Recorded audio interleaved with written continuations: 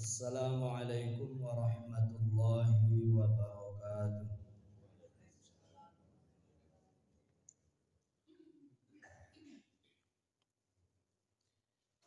Innal hamdalillah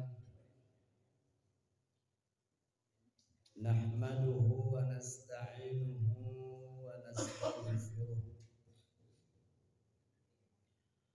wa na'udzu billahi min shururi anfusina wa min sayyiati a'malina.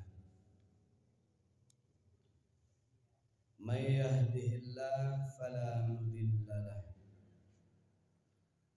wa may yudlil fala hadiya lahu. Asyhadu an la ilaha illallah wahdahu la syarika lah wa asyhadu anna Muhammadan abduhu wa rasuluhu la nabiyya wa rasula ba'dah. Allahumma salli wa sallim wa barik ala asrafil anbiya'i wal mursalin wa ala alihi wa ashabihi ajma'in. Qala Allah ta'ala ya ayyuhalladzina amanu taqullaha haqqa tuqatih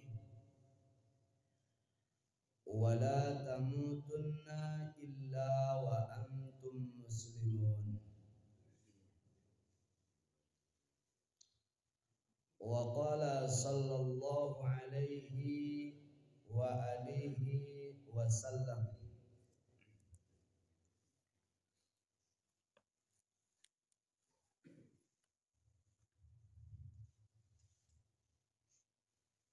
Dha'ha fi ra'si thamanina wa mi'ataini min suratil Baqarah.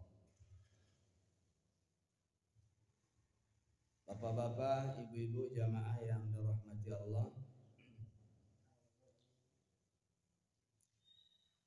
pada satu ketika diriwayatkan dari Ibnu Abbas radhiyallahu ta'ala,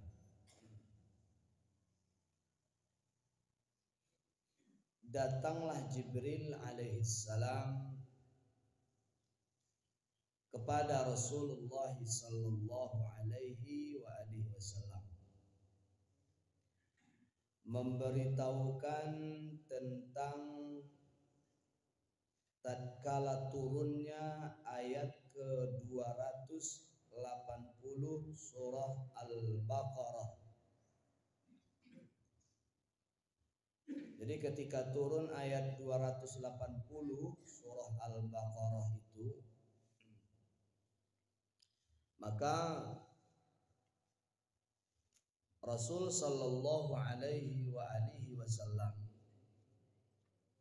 didatangi oleh Jibril dengan membawa pesan khusus. Ayat berbunyi, wa in kana dzu usratin fanaziratun ila maisarah wa an tasaddaqu khairul lakum in kuntum ta'lamun.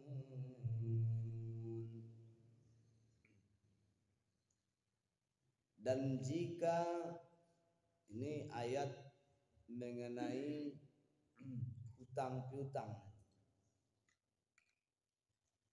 dan jika orang yang berhutang itu memiliki kesulitan untuk mengembalikan atau membayar, fanaziratun ila maisarah, maka berilah tenggang waktu sampai dia mampu atau memperoleh kelapangan untuk membayarnya. wa antasaddaqu, dan bahwa kalau engkau sedekahkan saja hutangnya tersebut kepada orang yang berhutang itu, kata Allah, maka khairul lakum, itu jauh lebih baik bagimu si pemberi hutang.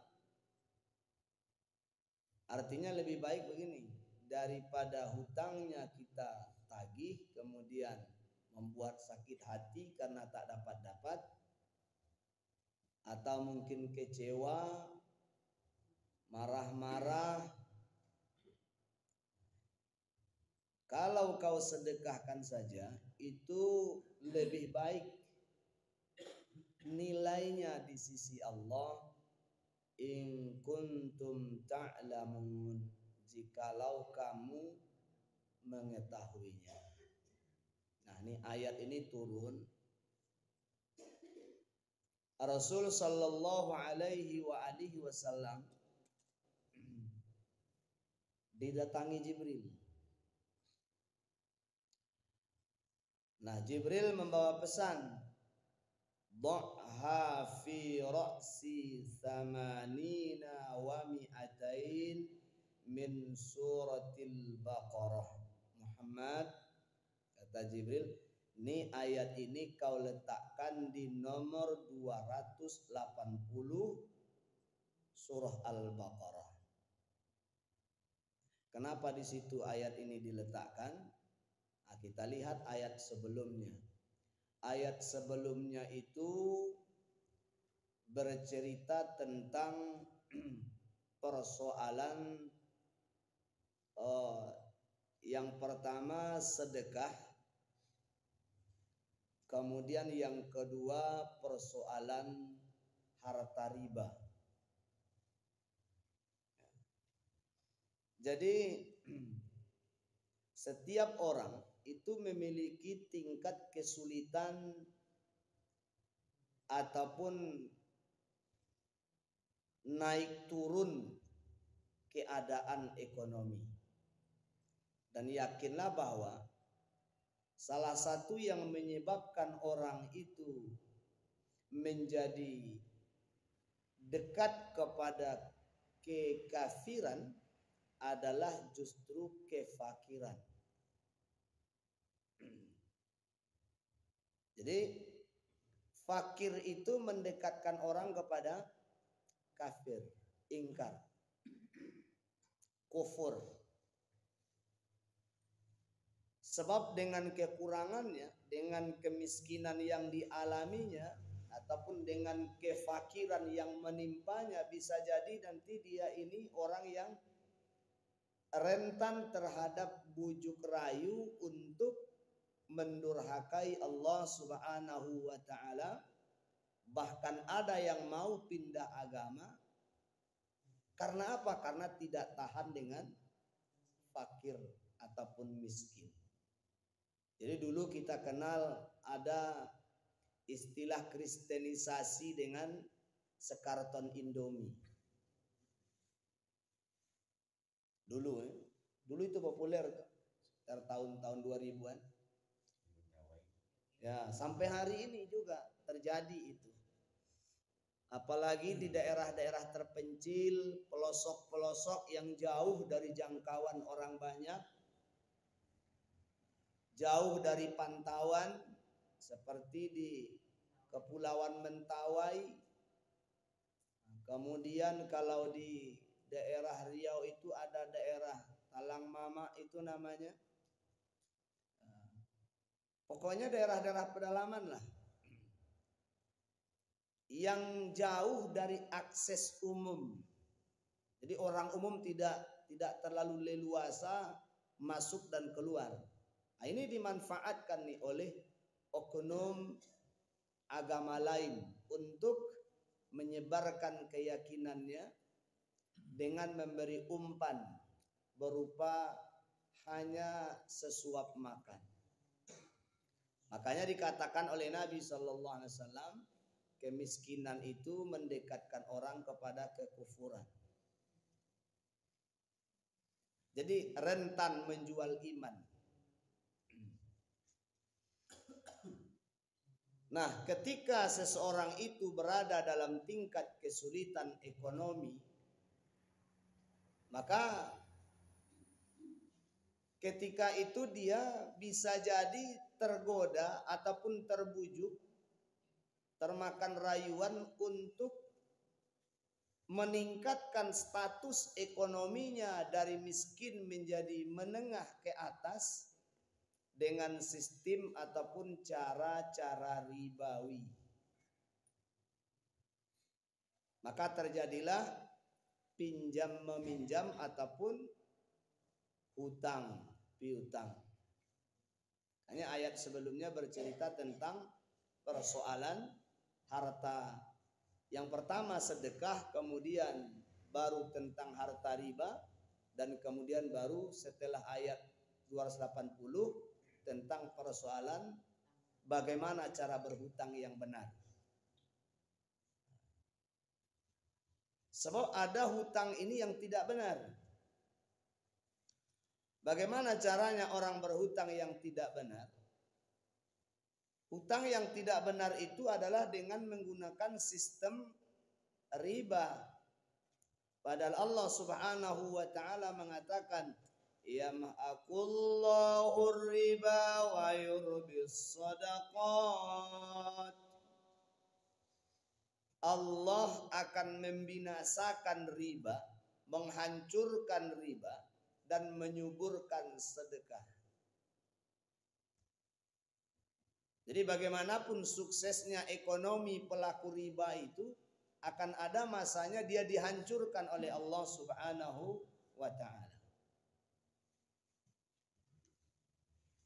Bagaimana hukumnya riba? Kita tahu bahwa ketika seseorang terjerumus ke dalam praktik riba, itu kata Nabi dosanya na'udzubillah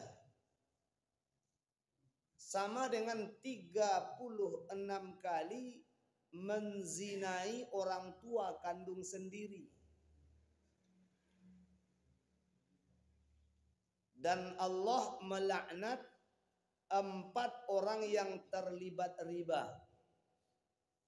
Yang pertama si pemberi, yang kedua si penerima, yang ketiga yang mencatatnya atau yang menuliskannya, ataupun disebut dengan katib, juru tulis, dan yang keempat saksinya.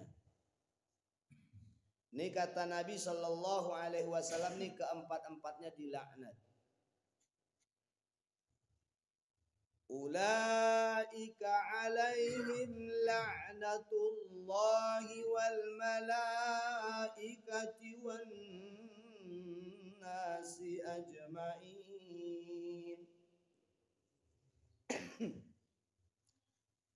Jadi kalau Allah sudah melaknat, malaikat pun ikut melaknat. Kalau Allah dan malaikat melaknat, orang beriman pun melaknatnya. Itu apa tuh maksudnya? Allah melaknatnya itu. Jadi Allah Subhanahu wa ta'ala tidak akan ridha terhadap mereka. Allah Subhanahu wa ta'ala akan murka terhadap mereka. Demikian juga para malaikat akan mengutuk, akan melaknat mereka dimanapun mereka berada. Semoga Allah menghancurkan, semoga Allah menghancurkan. Dan doa kaum muslimin itu juga akan berubah laknat baginya. Kan ketika kita berdoa di sini, kita berdoa Allahumma ghfir lil muslimina wal muslimat. Kaum muslimin yang barangkali hari ini di daerah lain posisinya itu masih belum mengerjakan ibadah subuh karena waktunya mungkin masih malam. atau di daerah lain yang sekarang mungkin sudah siang, sudah asik dengan pekerjaannya, itu doa kita itu menjadi rahmat bagi mereka. Tapi bagi pelaku riba, setiap ada kaum muslimin yang berdoa itu menjadi laknat baginya.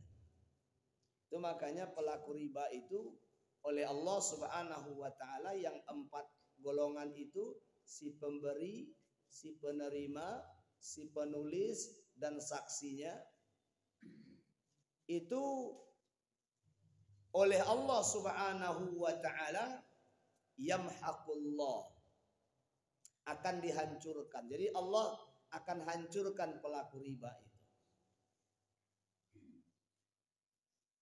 Makanya Allah katakan begini dalam ayat berikutnya. Ya ayyuhalladzina amanu taqullaha wa dharu ma baqiya minar riba in kuntum mu'minin. Wahai orang-orang yang beriman, wa dharu ma baqiya minar riba, tinggalkanlah, jauhilah dari praktek riba, jauhi. Jikalau kamu memang benar-benar mengaku orang yang beriman kepada Allah dan Allah mengakui keimananmu. Jadi syarat diakuinya oleh Allah Ta'ala iman kita itu tinggalkan praktek riba. Kalau hanya sekedar kita yang mengaku beriman, orang Yahudi juga ngaku beriman, orang Nasrani juga ngaku beriman. Apa kata mereka? Wa qalu kunu hudan aw nasara tahtadu. Dalam ayat yang lain apa kata mereka Yahudi dan Nasrani ini?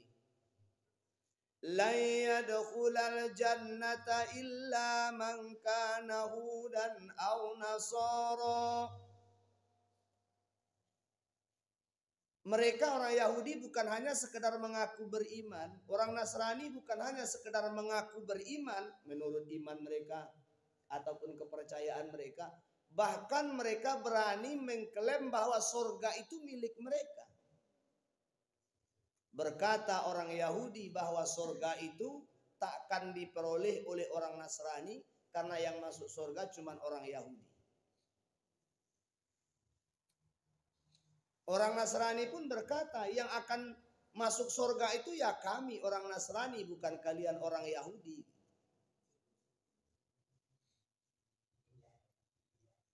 Wa qalatil yahudu laisatin nasara ala syai' wa qalatin nasara laisatil yahudu ala syai' wa hum yatlunal kitab. Orang Yahudi berkata orang Nasrani itu tidak ada apa-apanya. Mereka itu orang-orang rendahan. Mereka itu tidak punya keturunan nabi-nabi. Mereka itu adalah orang yang dihinakan. Itu kata orang Yahudi kepada orang Nasrani. Yang mulia tuh kami, kata Yahudi. Kami keturunan nabi-nabi. Kan iya kan? Orang Yahudi itu kan memang keturunan nabi-nabi. Siapa bapak mereka? Yehuda. Yehuda ini anak siapa nih? Anaknya Nabi Yakub. Yakub ini siapa nih? Nabi. Dia itu anaknya Nabi, cucunya Nabi.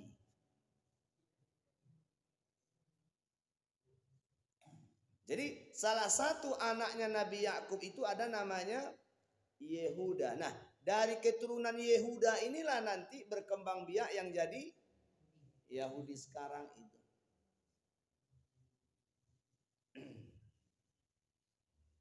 Sehingga para ulama melarang kita menyebut mereka dengan Bani Israel. Kenapa? Karena Israel itu adalah nama yang diberikan oleh Allah Subhanahu wa taala atau sebutan kepada Nabiullah yang bernama Ya'qub alaihi salam. Kullu tu'ami kana illa li bani Israila illa ma harrama Israilu ala nafsi. Al-Quran surah Ali Imran. Semua makanan itu kullu tu'am hillal li bani Israil. Bagi bani Israil itu, bagi anak keturunan Nabi Ya'qub itu halal oleh Allah Ta'ala. Semua makanan dihalalkan buat mereka illa kecuali ma harrama Israilu ala nafsi. Apa yang Israel haramkan terhadap dirinya. Jadi Israel itu dulu pernah berkata, kalau begini saya takkan makan ini lagi. Berarti apa yang dia ucapkan untuk dia tidak akan makan, hanya itu saja yang dilarang buatnya. Nah, Israel di sana adalah Nabi Ya'qub menurut seluruh ulama tafsir. Jadi kalau kita benci dengan orang Yahudi itu atau Zionis itu, jangan sebut Israel. Kenapa? Sebut dia Yahudi, sebut dia Zionis. Karena kalau kita melaknat Israel, sama saja kita melaknat seorang kekasih Allah, seorang nabi dan seorang rasul. Inilah yang mereka Zionis Yahudi inginkan. Itu makanya mereka tidak mau disebut Zionis. Jadi mereka berkata bahwa kami bangsa Israel, kami ini anak keturunannya Israel. Kenapa? Karena itu adalah simbol kebanggaan bagi mereka. Dan mereka akan sedih, mereka akan putus asa jikalau umat Islam menyebut mereka Zionis, bukan Israel. Ini kalau kita sobek-sobek Israel, orang tuh makin bangga. Kenapa? Dengan sendirinya kita umat Islam telah mengangkat kedudukan mereka menjadi tinggi setinggi-tingginya. Karena mereka kita sebut adalah keturunannya seorang nabi dan kekasih Allah. Itu mangko godang kepala juga. Sia kalian. Apa itu kecilnya? Kami ini bangsa Israel.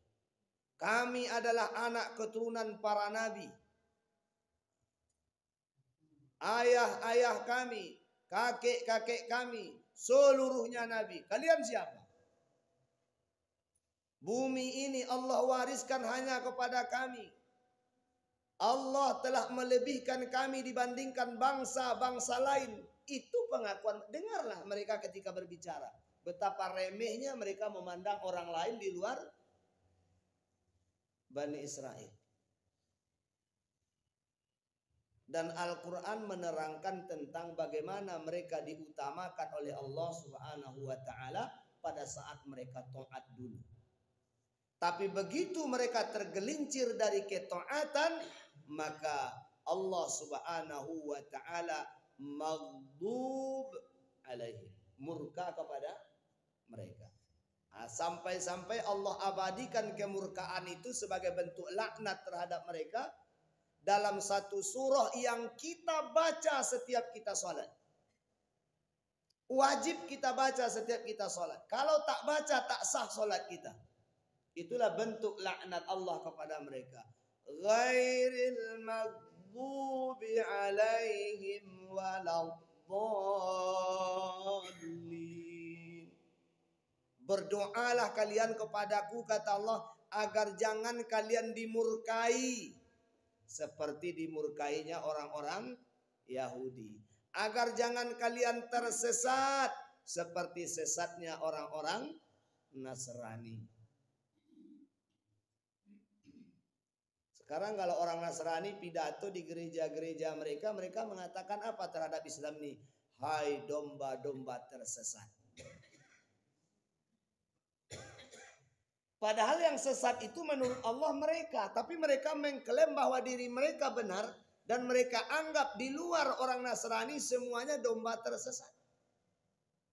Itu makanya kadangkala tidak fair ya.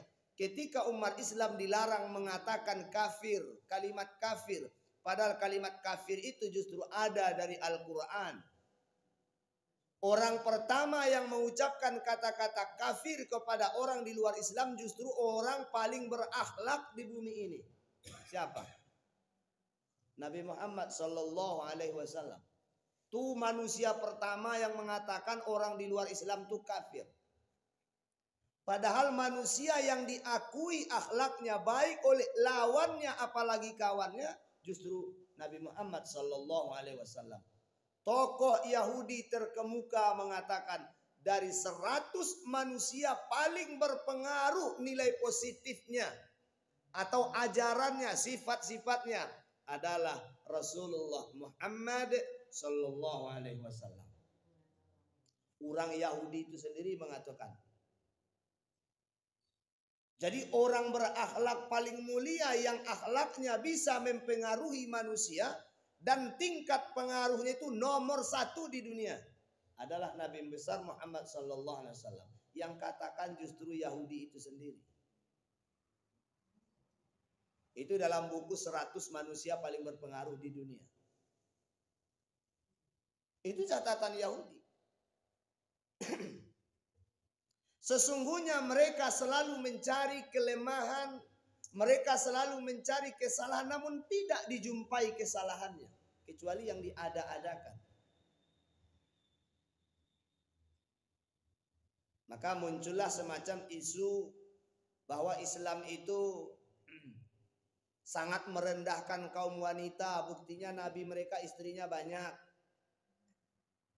Itu salah satu fitnah yang tidak berdata dan tidak benar. Tapi tidak ada cara lain untuk menjatuhkan Nabi itu kecuali dengan tuduhan itu. Dari segi akhlak beliau kepada lawan. Subhanallah, luar biasa bagaimana beliau memperlihatkan akhlak yang luar biasa itu kepada lawan-lawannya. Seorang pendeta datang marah-marah mencekik leher Nabi. Karena Nabi berutang. Jadi Bapak Ibu, jadi jangankan kita manusia biasa, Nabi juga pernah berhutang. Bahkan Nabi pernah menggadaikan baju besinya, baju perangnya kepada siapa? Kepada Yahudi malah. Ini justru terjadi di bulan-bulan menjelang wafatnya beliau. Saking tidak adanya lagi makanan yang bisa dimasak di rumah beliau, beliau menggadaikan baju besinya kepada si Yahudi. Digadaikan. Jadi Bapak Ibu, kalau kita menangis-nangis tentang urusan rezeki kepada Allah Ta'ala sebenarnya tak layak. Bahkan kadang-kadang ngancam, ya Allah, kalau doa itu, saya sudah nanam padi nih, ya Allah, kalau sampai tidak panen nanti entah bagaimana jadinya ini. Itu kan ngancam namanya itu. Wah jadinya bisa ya Allah, kalau tidak makan anak bini dan dia lah bertanam padi kan. Lado lah den pupuk, lah den siram, lah den semprot, lah den racuni, lah sekian puluh biayanya. Kalau sampai tidak balik modal ya Allah, itu kan ngancam namanya. Siapa kita? Nabi saja mengalami kekurangan ekonomi. Nabi itu. Bahkan pernah beliau berhutang. Nah, ketika beliau berhutang itu kepada seorang pendeta. Pendeta Yahudi. Nah, si pendeta ini sudah mencari di dalam kitab-kitab yang dia pelajari tentang sifat dan ciri-ciri Nabi. Seluruhnya sudah ditemukan. Dan tidak diragukan lagi kalau beliau itu adalah seorang Nabi yang dijanjikan itu. Dan dia hanya ingin membuktikan satu hal. Bagaimana akhlak Nabi itu ketika dia berada di atas posisi di atas angin. Dan dia ingin tahu akhlak Nabi itu benar-benarkah dia seorang Nabi. Maka dia datang kepada Nabi ketika beliau sedang di tengah-tengah orang-orang yang sangat mencintai beliau. Yakni para sahabat. Ini sahabat ini jangankan orang menyentuh Nabi. Orang yang mau menyakiti Nabi saja itu mereka sudah antisipasi. Ini tahu-tahu datang pendeta mendekat kepada Nabi, panggil nama Nabi langsung dengan lantang sambil memegang kerah bajunya. Muhammad, bayar hutang. Wow. Sontak darahnya Umar bin Khattab mendidih. Kau putui lihe pajago kau. Kami. Kata Rasulullah, ada apa? Bayar hutang. Kan waktunya belum sampai, Pak. Nggak peduli. Pokoknya bayar hari ini juga. Ini sahabat-sahabat lah tahu gak sadanya. Tinggal kata Rasulullah mengangguk saja Rasulullah putus. Selesai orang itu. Kata Rasulullah, Umar, kau bawa orang ini ke Baitul Mal. Kau berikan ia gandum. Dan kemudian kau lebihkan sebagai hadiah dariku untuknya. Di tengah jalan Umar berkata, sampai di gudang beko kan tidak ada orang, kemudian patahkan pajak.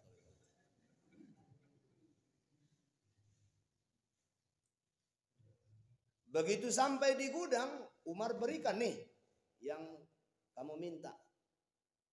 Dia tahu kalau tingkat emosinya Umar ini, kalau sudah berhadapan dengan Nabi itu luar biasa. Orang ini takut nih, kok Umar nanti suruh. Beko ndak tanyo-tanyo nyukawa selesai wak. Ini sebelum Umar bertanya kepadanya, dia dulu yang cerita. Umar, sebenarnya saya tidak butuh dengan gandum ini. Loh, kenapa kau tadi bentak-bentak Nabi, pegang kerah Nabi? Sekarang mengatakan bahwa engkau tidak bermaksud apa-apa. Saya memang tidak bermaksud meminta ini semua. Saya hanya ingin membuktikan tentang apa yang saya pelajari selama ini. Bahwa pribadi seorang nabi itu harus teruji ketika dia berada di tengah-tengah orang yang sangat melindunginya, mencintainya, bahkan rela mati untuk dirinya. Dan ketika itu dia harus menampakkan akhlaknya seperti yang dia perlihatkan hari ini. Nah, kalau saya lihat akhlaknya hari ini, maka saya tidak ragu lagi bahwa dialah Nabi yang dijelaskan di dalam Alkitab itu. Saksikan oleh asyhadu an la ilaha illallah wa asyhadu anna Muhammadan abduhu wa rasuluh. Nangis Umar. Nah, jadi Rasulullah itu juga pernah kena masalah. Artinya masalah ekonomi. Dan beliau berhutang. Jadi persoalan berhutang ini lumrah, lazim terjadi. Dan itulah kehidupan. Tapi bagaimana cara berhutang yang baik? Allah Subhanahu wa ta'ala menjadikan hutang ini sebagai ladang amal. Bahkan nilai menghutangkan lebih baik daripada nilai menyedekahkan.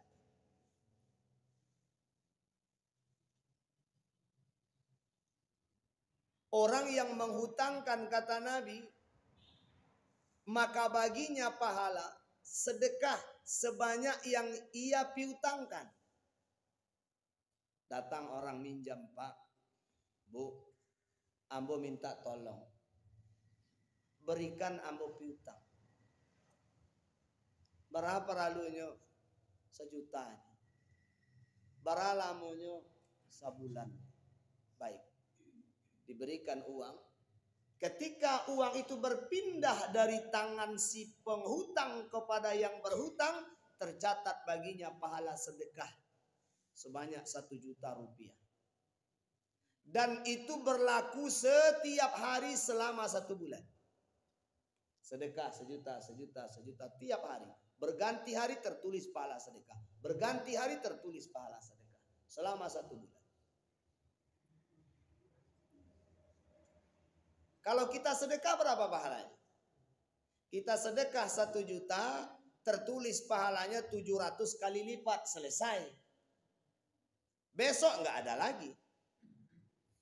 Tapi kalau menghutangkan, kita beri pinjaman hari ini 1 juta, tercatat pahala kita sedekah 1 juta.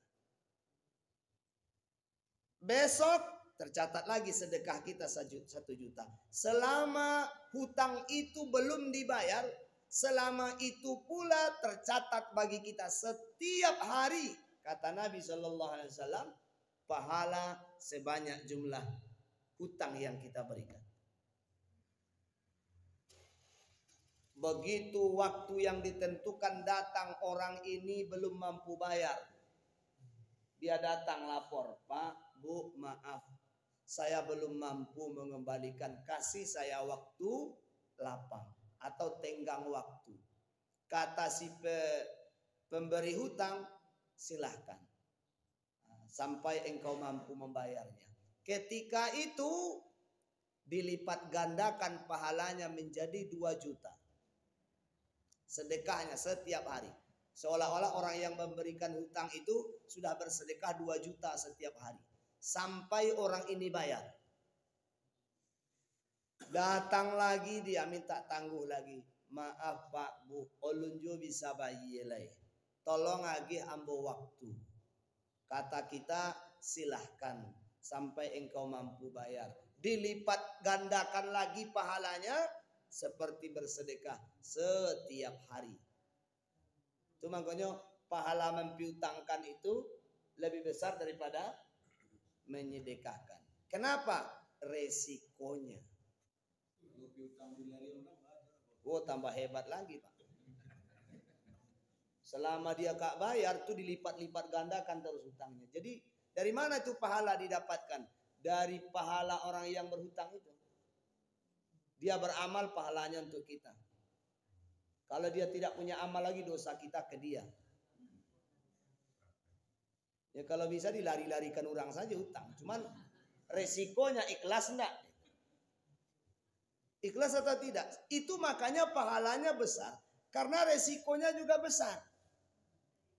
Resikonya ini yang tidak tahan. Kenapa? Seringkali kita, mau kalau ingat si anu babi itu Pak, kurang ajar bona orang, Pak kurang ajar. Masa minjam janji 3 hari lah 3 tahun tak bayar. Lah pahala yang awak diberi, pahala sedekah kita tadi sudah hilang. Bisa jadi kita yang memberi hutang bangkrut gara-gara orang yang berhutang itu. Kenapa? Karena kita selalu sebut keburukannya kepada orang. Karena kita selalu sebarkan berita dia berhutang kepada orang. Itu sebabnya pahala sedekah tadi tiap hari itu tak mampu lagi menutupi besarnya, mempermalukan dia di hadapan banyak orang. Resikonya lai sabar nak tidak mempermalukannya. Kok disebarkan pula misalnya di media sosial. Hati-hati penipu gadang.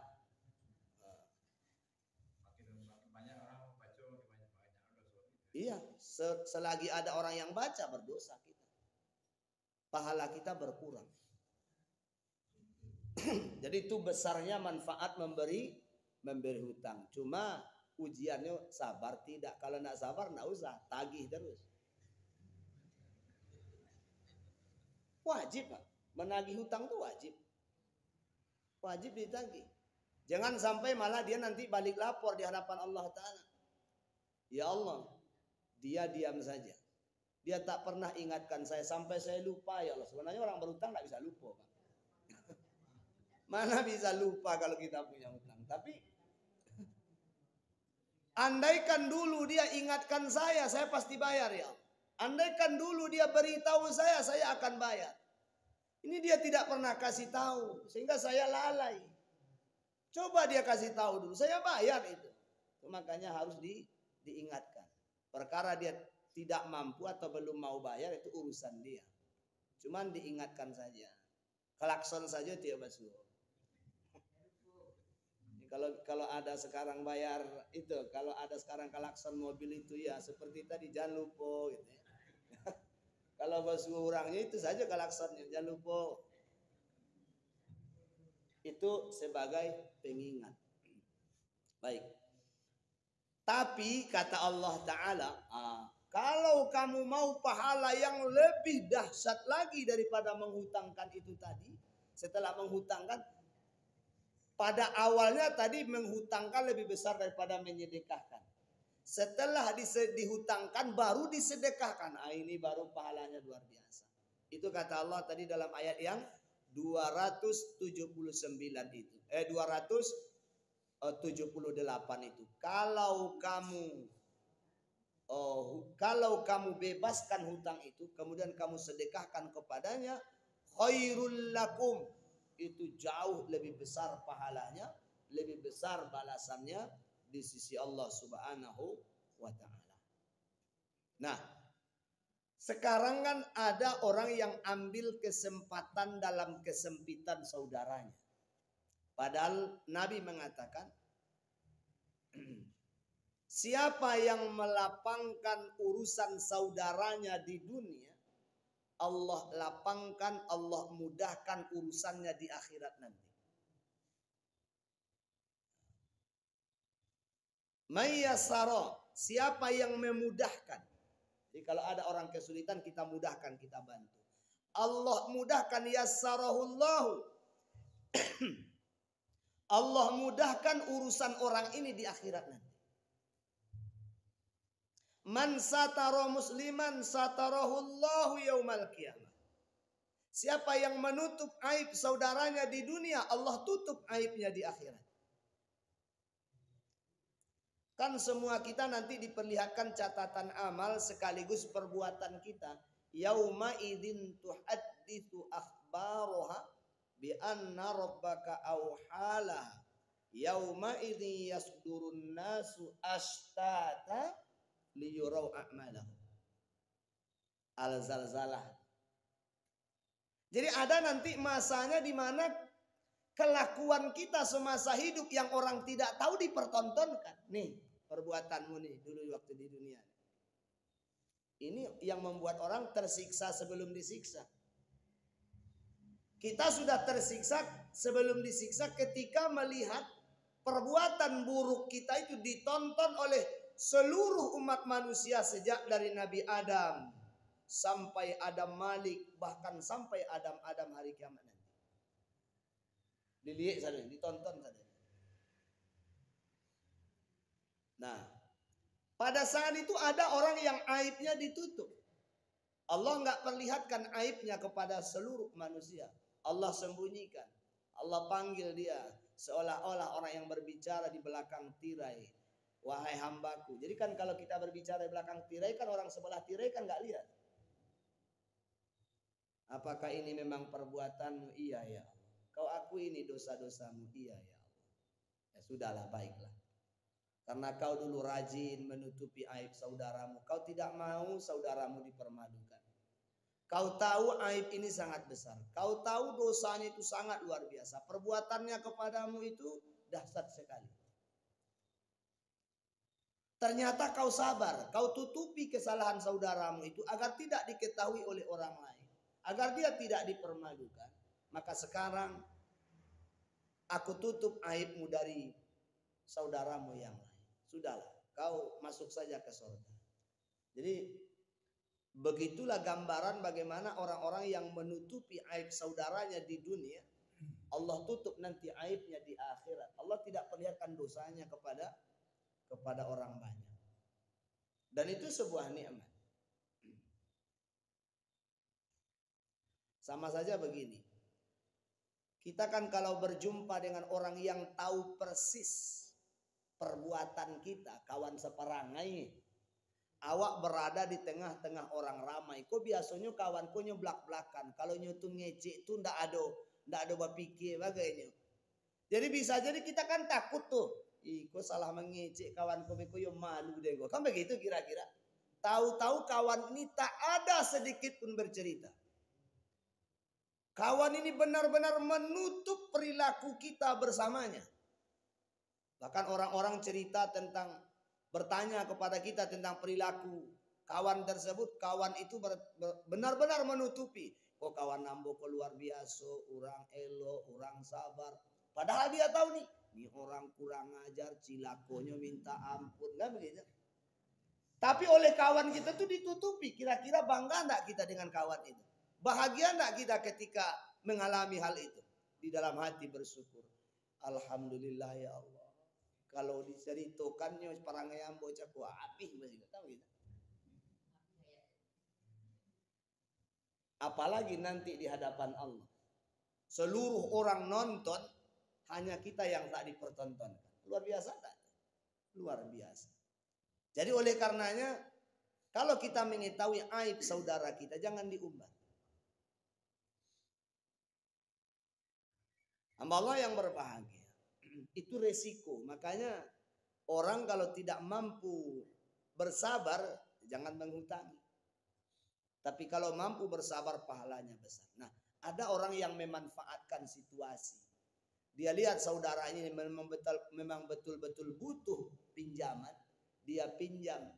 Tapi ada embel-embel di belakang.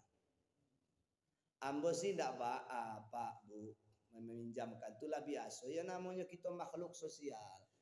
Tolong menolong. Ndak diawak, ndak diurang.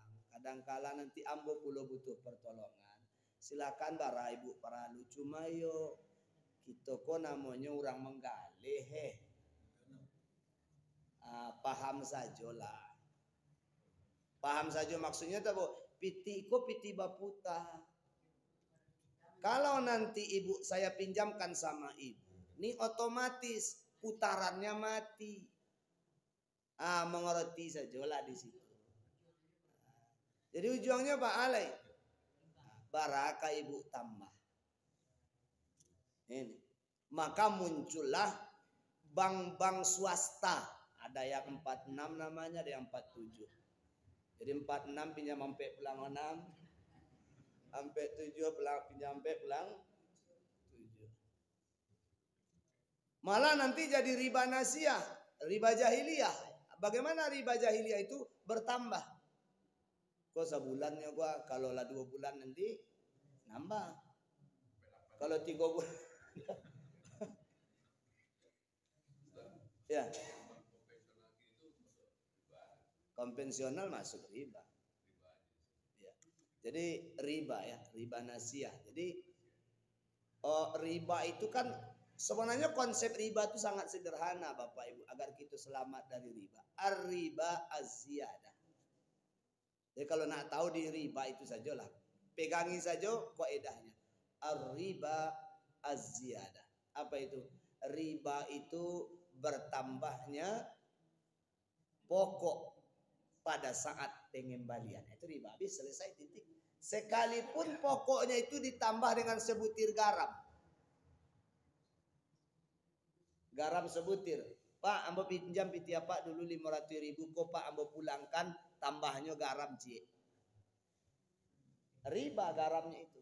Az-ziyadah karena ada penambahan. Tapi kalau kita bermaksud mau berterima kasih kepadanya, bagaimana itu? Nah, ini terjadi ikhtilaf. Terjadi ikhtilaf. Ada yang mengatakan silahkan ambil dengan catatan tidak ada perjanjian sejak dari awal. Tidak ada perjanjian. Tidak pernah ada janji baik dari yang peminjam ataupun yang meminjamkan.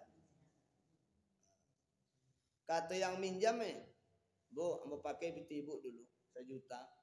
Nanti insya Allah pada saat mengembalikan ambo ya ndak apa doh. Cuman ya sekedar hadiah nanti adolah ambo berikan. Ndak usah jadi. Ndak usah jadi. Cari saja pinjaman yang lain. Kenapa? Karena kalau hati kita berkata apa lebih besok maka itu riba. Makanya kalau ada janji semacam itu ndak usah jadi. Apa? Pakai notaris. Iya. Iya, jadi ketika kita sebenarnya itu ayat berikutnya, Pak. Belum sampai ke situ sebenarnya. Itu ayat 283 itu. Di sana memang kita disuruh menuliskan. Ada juru tulisnya. Itulah notaris tadi. Ada. Jadi Islam itu mengatur. Ada notarisnya. Ada juru tulisnya. Kalau hutangnya itu besar, khawatir terjadi salah faham di antara si pemberi hutang dengan pengkhianatan si orang yang berhutang, maka butuh penulisan itu. Dan ketika salah satu meninggal dunia nanti, supaya ahli waris bisa menuntut. Makanya perlu diberikan catatan. Kecuali kata Allah kalian saling percaya dan hutangnya tak banyak. Jadi kalau hutangnya tak banyak itu 284 nanti. Hutangnya tidak terlalu banyak dan kalian saling percaya. Fa in amina ba'dukum ba'do. Jikalau di antara kalian ada saling percaya, falyu'addal ladzi tumina amanatah wal yattaqillaha rabbah. Boleh tak mencatat kalau hutangnya kecil dan kita ada rasa saling percaya. Dan ayat ini juga sekaligus meluruskan persoalan gadai-menggadai. Cuma nanti kalau timpi-timpi kajiannya payah kok repot. Ini hutang saja lah dulu. Nanti baru ke situ ya. Bagaimana cara berhutang yang sesuai dengan syariat. Berhutang itu boleh. Menggadai juga boleh. Tapi bagaimana gadai yang membolehkan itu? Itu juga perlu diluruskan. Jangan seroman orang dulu menggadaikan itu. Pak, ambo perlu piti 10 juta. Ambo gadaikan sawah. Kata orang yang punya uang, baiklah kalau begitu. Nah, jadi sawah itu otomatis dipeganglah. Sementara haknya oleh si pemberi hutang. Haknya saja, bukan hasilnya. Maka dibuatlah catatan. Telah dipinjamkan uang sebanyak 10 juta dengan jaminan 1 bidang sawah. Kalau hutang tak dibayarkan dalam jangka sekian, sawahnya dijual untuk mengembalikan uang yang dipinjam. Begitulah gadai yang benar. Jadi surat tadi dibawalah ke notaris. Dibawa ke notaris. Jadi artinya apa? Supaya nanti pas waktunya pembayaran orang ini tidak membayar, kita cuma tinggal menjual sawah itu agar uang kita yang terpakai di dalamnya bisa dikembalikan. Itulah gunanya notaris tadi. Yang terjadi di awal kan enggak pakai notaris, nyoba dua sawah pokat-pokat di rumah ini. Barancaknya, beralamunya selama setahun iyalah. Besure seketik. Nah kemudian orang ini si pemakai uang tadi menyerahkan hak pengolahan tanah tadi kepada orang yang meminjamkan uang. Jadi bukan hanya sekedar penguasaan tanah, tetapi juga haknya diambilnya. Orang yang punya tanah, orang yang punya uang mengelolalah tanah kecakap selama 1 tahun ini. Hasil kelola tanah itu nyambilnya surang. Nyusungkah surang. Lah jole orang susah. Kan dek susahnya mangko menggadaikan tanah kawan. Tapi kan yang digadaikannya hak tanah. Jadi sementara 1 tahun hak tanah itu milik kita. Yang memakai uang. Yang memberikan uang. Sebagai jaminan saja. Kalau uang tak dikembalikan dalam waktu yang ditetapkan, maka tanah boleh dijual untuk mengembalikan uang. Itu saja. Itulah gadai. Jadi jangan kita semena-mena mentang-mentang uang kita di situ 10 juta. Sedangkan harga tanah itu misalnya sampai 200 juta. Uang kita cuma 10 juta. Kok kita yang mengambil hasilnya? Selama 1 tahun. Lah 2 kali panen di situ. Nah, hasil panen dari tanah gadaian itu adalah ar-riba, termasuk kepada riba gadai. Tuh bahayanya. Kalau nanti 1 tahun tak dibayar, maka bertambahlah hutang tadi, gadaian tadi. Dah jadi 5 boleh jadinya. Pada pinjam awal cuman 10 juta. Nanti 3 tahun sudah jadi 20 juta. 4 tahun sudah jadi 50 juta. 30 juta. 5 tahun sampai tanah itu benar-benar menjadi milik si yang punya uang. Ini riba jahiliyah namanya. Riba jahiliyah. Nah, Allah yang berbahagia. Islam tidak menginginkan hal itu. Kalau nolong yang nolong saja. Jangan menggolong. nolong. Jadi kata Allah Ta'ala, Wadharu ma baqiya minar riba. Jauhi, tinggalkan riba. In kuntum mu'minin. Jikalau kalian benar-benar beriman, kata Allah. Fa illam taf'alu. Jikalau kalian tidak meninggalkan riba. Fa'dhanu biharbim minallah. Maka umumkan perang dari Allah. Wah. Umumkan bahwa Allah perang dengan kita. Kira-kira menang tak kita perang dengan Allah Ta'ala? Jadi pelaku riba itu orang yang sedang berperang dengan Allah. Maka jikalau kalian bertaubat, kata Allah, wa in tubtum falakum ru'usu amwalikum la tazlimun wa la tuzlamun. Kalau kalian sudah mengenal tentang besarnya akibat daripada riba, kemudian kalian taubat, kalian tinggalkan ribanya itu, kalian ambil pokok harta kalian, ribanya tinggalkan, maka oleh Allah Ta'ala itu sudah maaf. Sudah maaf. Jadi bukan tidak ada taubatnya, ada. Taubatnya mudah sekali.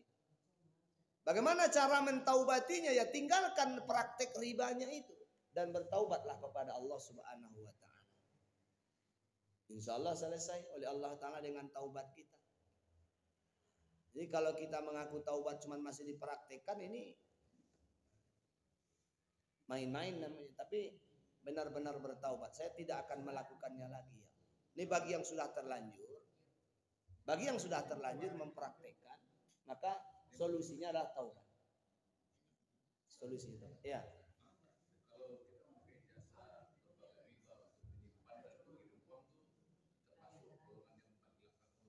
Nah, itu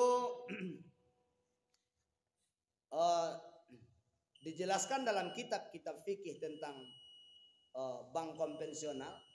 Jikalau memang cara satu-satunya untuk menyelamatkan aset yang punya harta, dia tidak ada lagi tempatnya yang nyaman baginya, maka dia boleh menyimpankan hartanya itu di bank-bank konvensional sekalipun, dengan catatan dia mesti tahu persis berapa saldo yang ia punya. Lebih daripada saldo itu berarti bukan harta dia. Sudah pasti. Sudah pasti. Tapi begitu fatwa ulama, saya lupa tahunnya. Tidak terlibat. Tapi ada catatan sebelumnya. Catatan sebelumnya itu ada. Apa catatan sebelumnya? Dia niat semata-mata hanya menyelamatkan hartanya, karena dia tidak sanggup, dia khawatir justru harta ini kalau tak disimpankan di situ justru menjadi bumerang untuk dirinya, bisa menganiaya dirinya, bisa mencelakai dirinya, maka dengan alasan itu dia nyimpan. Dengan catatan di bank, walaupun sekalipun bank konvensional. Dengan catatan niat pertama tadi, bahwa niatnya hanya semata-mata menyelamatkan harta, dan yang kedua, tidak akan mengambil keuntungan sedikit pun dari bunga yang ditawarkan oleh bank itu. Bukan karena itu dia nyimpan di sana. Dan yang ketiga, begitu dia narik uangnya, begitu dia ambil uangnya, sertai habisi seluruh bunganya itu, tapi jangan dimanfaatkan. Berikan untuk pembangunan apapun, tapi dia tidak dapat pahala apapun. Kok ada fakir miskin lagi saja kayaknya, kok ada jalan rusak tempelkan ke jalan itu, tapi kita tidak dapat pahala. Itu agunnya diambil supaya uang jangan diputarkan lagi sebagai riba. Nah itu. Iya, kalau mau diambil semuanya kan. Makanya sebenarnya Islam itu lebih fokus kepada emas dan perak ketimbang uang kertas. Kalau emas dan perak kan tidak mesti ke bank. Jadi makanya orang Islam itu sudah mengatur sistem ekonomi itu paling bagus dengan emas, bukan dengan uang. Masih panjang nih penjelasannya. Sebab turun ayat saja baru nih sebenarnya. Kenapa turun ayat itu? Sebenarnya ini kan masuknya kemarin itu nyambung surat Al-Baqarah kan. Cuman ada pula usulan bahwa kajiannya tidak usah surah Al-Baqarah dulu karena terlalu panjang. bagaimana kalau juz 30 aja. Jadi saya sebenarnya mau tutup Al-Baqarahnya hari ini, nanti akan pindah ke juz 30. Cuman tadi saya mau jelaskan kenapa surat itu diberi nama satu persatu dengan surah Al-Baqarah 280. Mudah-mudahan ada manfaat. Fa'tabiru ya ulil absar la'allakum turhamun. Subhanaka Allahumma bihamdik asyhadu an la ilaha illa anta astaghfiruka wa atubu ilaik. Billahi taufiq wal hidayah. Assalamualaikum warahmatullahi wabarakatuh.